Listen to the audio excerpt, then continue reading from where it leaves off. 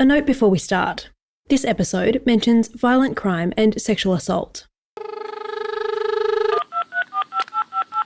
Your call could not be connected. What you're hearing is an automated message played to people who call a special hotline set up by the Queensland Government. Please check the number and try again. The line was established to provide victims of major crimes with support and clarity on retesting of samples in their cases, after an investigation by The Australian uncovered catastrophic failures at Queensland's state-run DNA lab.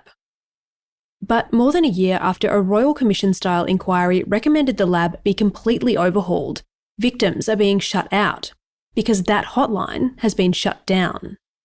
This number that the government's put out, it was listed in their DNA inquiry progress report, which it released in September. Lydia Lynch is The Australian's Queensland political reporter. And so we've put some questions into the government and they have said, oh, that number was only temporary and the hotline has been taken over by DV Connect, which is another victim support organisation. But there was no real advertising around the fact that they were shutting this line down. And it just goes to broader concerns that the victims have, victims that we've spoken to, about accessing support and help as a result of the trauma that they've faced through the DNA debacle and all of the retesting that's having to go on as a result. The rot inside Queensland's DNA lab first came to light in The Australian's investigative podcast series, Shandy's Story. It focused on the unsolved murder of 23-year-old Mackay woman Shandy Blackburn, who was violently stabbed to death as she walked home from work in 2013. The paper's national chief correspondent, Hedley Thomas, found in the course of that investigation that the perpetrator's DNA wasn't found on any of the samples taken from the crime scene. That's not uncommon, but what set off alarm bells was the fact that Shandy's DNA profile wasn't detected in samples taken from a pool of her own blood. That's extraordinary. Working with forensic biologist Dr. Kirsty Wright, Hedley unravelled what was going wrong at the lab.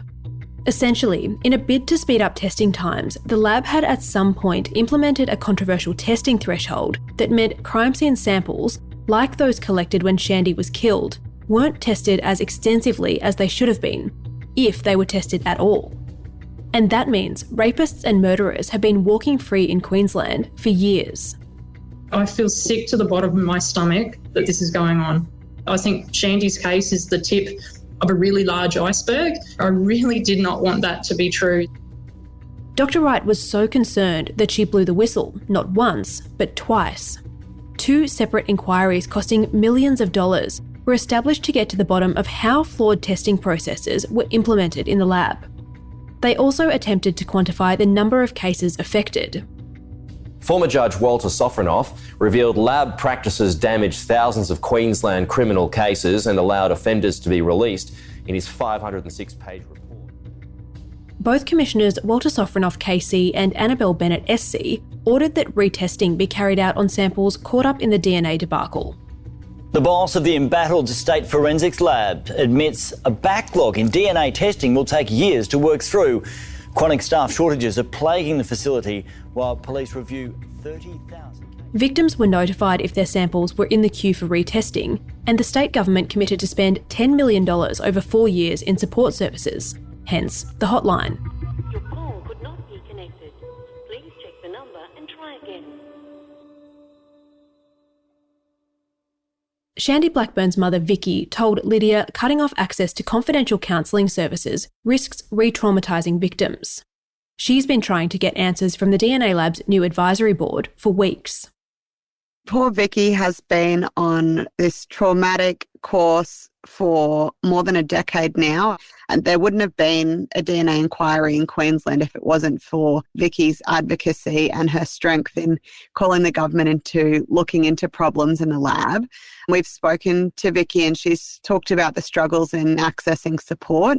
There's some basic counselling services, and like she said, you know, there's only so much that breathing exercises can do. People that have gone through this intense period really need more specialised trauma-informed therapy, and there's just not that help out there for them. The anger, the hopelessness, it's a lot. it's a lot to deal with. I don't think most of us can't just do it on our own, but what they're going through now can be quite overwhelming.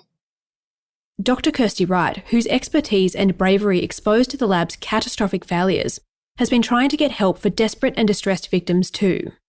She's been fielding inquiries from people who have nowhere else to turn. She told Lydia the idea that those victims were being directed to a disconnected number was appalling, and she said the government needs to be more transparent about how the money is being spent. So the government said that $10 million has been spent and they've split it across 23 different organisations across the state.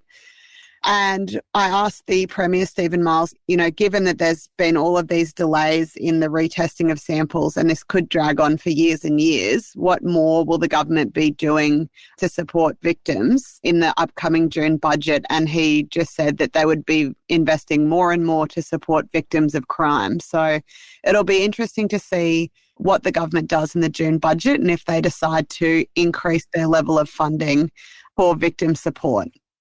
Lydia spoke with one alleged rape victim whose case was one of the thousands affected. She said that she had been really disgusted by the government's lack of empathy and support.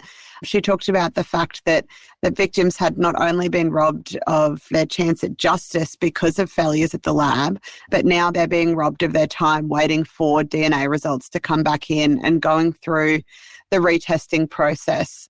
This woman spoke about how the crime that she had allegedly suffered had already taken a massive toll on her mental health.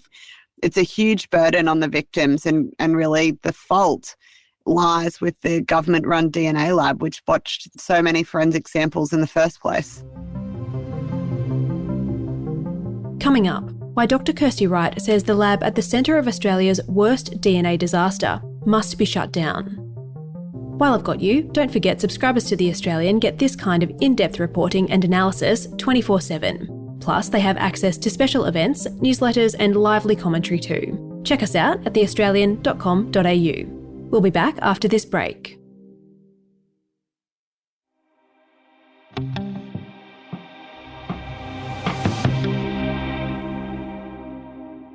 When retesting started at Queensland's embattled forensics lab, Dr. Kirsty Wright was optimistic that thousands of victims would finally get answers. But months into the Herculean task, answers have never felt further away. The Australian's national crime correspondent David Murray and Queensland political reporter Lydia Lynch revealed last week that DNA profiles had been missed in almost half of the major crime cases that have been retested so far. Here's Lydia.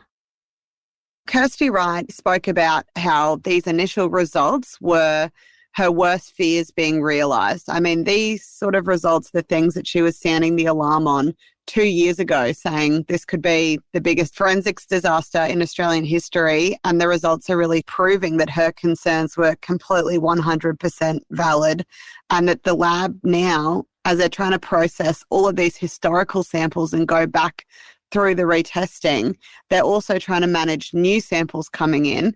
So Dr. Wright has called for the lab to be shut down temporarily and outsource all of the testing to other labs internationally that are reputable, so that the Queensland lab can rebuild itself and continue to implement all of the recommendations from those 2 commissions of inquiries, because she's really worried that the lab is under impossible demands again.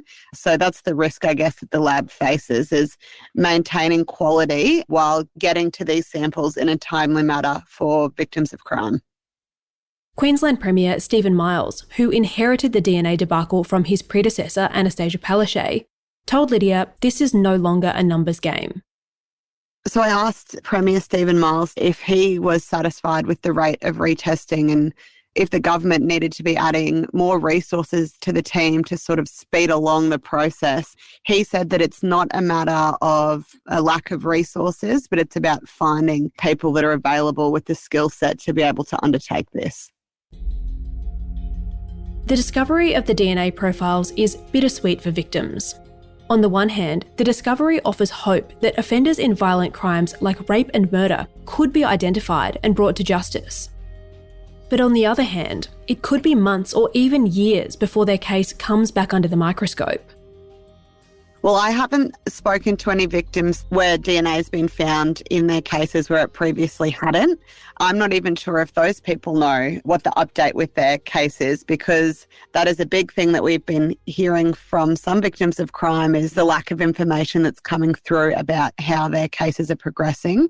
I did speak to Vicky about it, and she just said how cruel it was that victims would now be waiting such a long time and having all of that stress and trauma put on them while they're waiting for their retesting to be done, because there's something like samples from more than 40,000 cases that have to be retested, and so far they've only done 440 cases, so it's about 1%.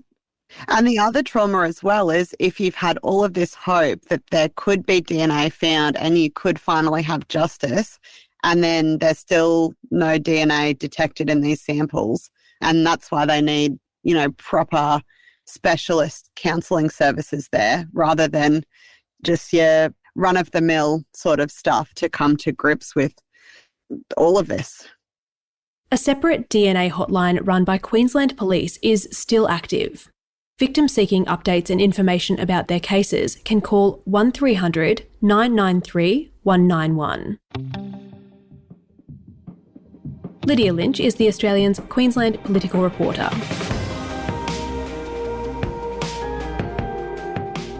The federal government has quietly slashed funding for a program designed to commemorate the unmarked graves of World War I veterans. That's despite a pledge made before the last election that the funding would be maintained. You can read that exclusive story as well as all the nation's best journalism right now at theaustralian.com.au.